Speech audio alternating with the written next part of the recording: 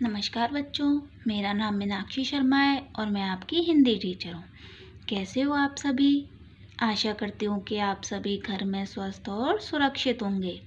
आज मैं आपको आपकी पाठ्य पुस्तक आरबीएसई हिंदी कक्षा 5 का तीसरा पाठ अपनी वस्तु के बारे में पढ़ाऊँगी।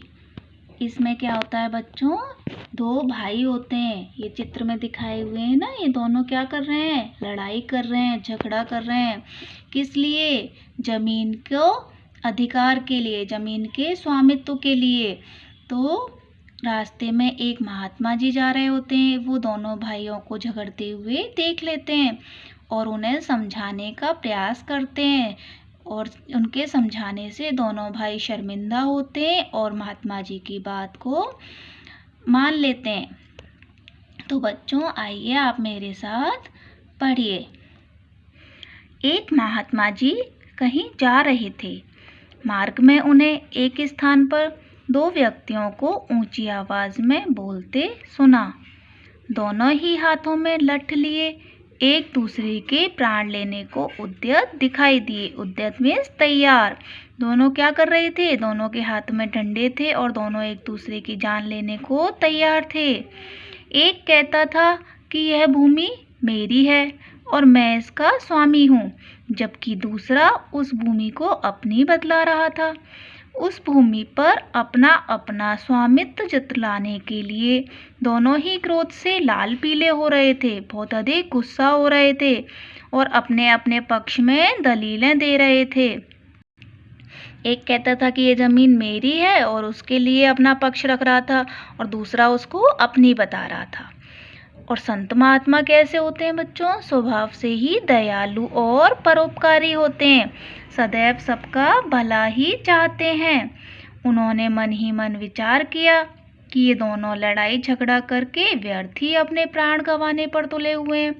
अतएव इन्हें समझा बुझाकर शांत करने और आपस में समझौता कराने का प्रयास करना चाहिए।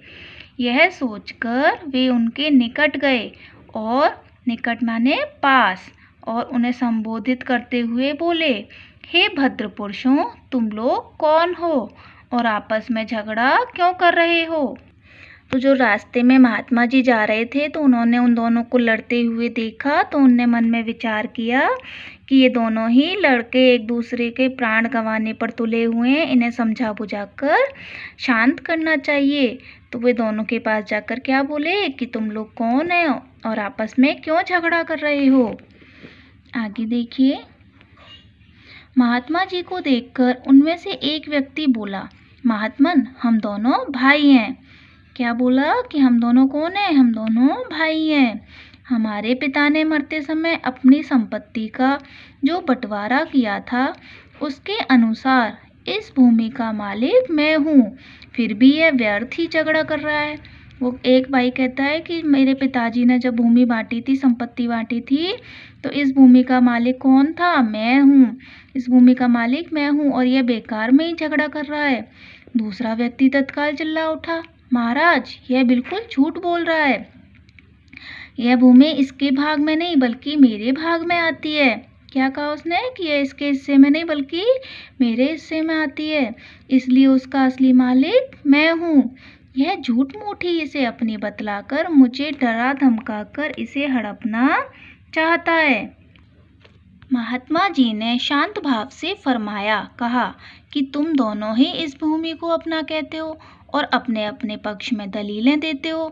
ऐसे तो इसका निर्णय कभी नहीं होगा, इसलिए अच्छा यही रहेगा कि जिस भूमि के लिए तुम दोनों मरने मारने पर उतारू हो उससे ही यह बात पूछ लें कि उसका असली मालिक तुम दोनों में से कौन है।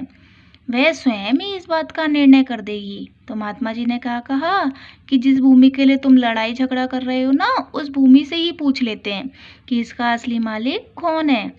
कुछ पल तक दोनों महात्मा जी के मुंह की ओर ताकते रहे, फिर बोले, किंतु यह कैसे संभव है? भूमि भी कभी बोलती है? तो वो क्या बोले कि क्या कभी भूमि बोलती है? अच्छा आप बताओ, भूमि बोलती है क्या कभी? नहीं बोलती। तो वे महात्मा जी से बोले कि कैसे संभव है कि भूमि ये बताएगी कि इसका मालिक कौन है। महात्मा जी ने उत्तर दिया, हाँ अवश्य बोलती है, परंतु उसकी आवाज़ तुम लोग नहीं सुन सकते, हम सुन सकते हैं। किंतु यह बताओ कि भूमि जो निर्णय देगी क्या वह तुम दोनों को मान्य होगा? तब महात्मा जी ने क्या कहा कि इस भूमि बोलती है लेकिन इसकी आवाज़ को हर कोई नहीं सुन सकता। अब तुम ये बताओ कि भूमि जो निर्णय देगी क्या वो तुम दोनों मानोगे? दोनों इस भाई इस बात पर राजी हो गए, तैयार हो गए। तब महात्मा जी बोले कि मुझे बहुत जोरों की भूख लग रही है, पहले मुझे भोजन कराओ। वे बोले भूमि का निर्णय हो जाए फिर आपको डटकर खाना खिलाएंगे, मतलब खूब सारा खाना खिलाएंगे।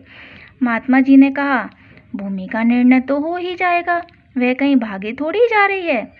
पहले भोजन हो जाए ताकि मन मस्तिष्क कुछ ठिकाने आ जाए, इसलिए तुम दोनों अपने अपने घर से भोजन ले आओ, तब तक हम यहीं बैठे हैं। यह कहकर महात्मा जी क्या करा, महात्मा जी ने एक पेड़ की छाया में बैठ गए। दोनों भाई घर गए और अपने अपने घर से भोजन बनवा कर ले आए। महात्मा जी ने उन दोनों को बैठ जाने को कहा। तत्पश्चात उन्होंने भोजन के 3 हिस्से किए और दोनों भाइयों को भोजन करने का आदेश देकर स्वयं भी भोजन करने लगे। इस प्रकार ऊपर की सब बातचीत तथा भोजन आदि में लगभग 2 घंटे लग गए। समय बीत गया है ना। महात्मा जी के इस समस्त कार्रवाई का उद्देश्य क्या था? इस भोजन बनवाकर मंगवाने का उद्देश्य क्या था? केवल यह था कि दोनों का क्रोध कुछ कम हो जाए, क्योंकि इसमें क्या है, उनको टाइम लग गया और उससे उनका क्रोध कुछ शांत हो गया, ताकि उनको क्या करा जाए, समझाया बुझाया जा सके। और हुआ भी यही। वे दोनों जब भोजन से निवृत्त हुए तो काफ़ी शांत थे। उन्होंने महात्मा जी के चरणों में विनय की, महाराज यह भूमि तो कुछ बोलेगी नहीं, इसलिए आप ही हमारा निर्णय कर दीजिए। तो बच्चों आज मैं आपको यहीं तक पढ़ाऊंगी और इसके प्रश्न उत्तर करवाऊंगी। इन्हें आप अपनी उत्तर पुस्तिका में लिखेंगे। कक्षा 5 विषय हिंदी, पृष्ठ संख्या 10-11, पाठ 3 अपनी वस्तु, भाग 1। तो इसका पहला प्रश्न है, महात्मा जी ने मार्ग में क्या देखा? तो क्या देखा था बच्चों? 2 भाइयों को लड़ते हुए देखा। तो इसका उत्तर लिखेंगे, महात्मा जी ने मार्ग में एक स्थान पर 2 व्यक्तियों को ऊंची आवाज में बोलते सुना। दोनों हाथ में लठ लिए एक दूसरे के प्राण लेने को उद्यत दिखाई दिए। दोनों भाई किसके लिए झगड़ा कर रहे थे? तो इसका उत्तर लिखेंगे, दोनों भाई जमीन के स्वामित्व के लिए झगड़ा कर रहे थे। प्रश्न 3 है, संत महात्माओं का स्वभाव कैसा होता है?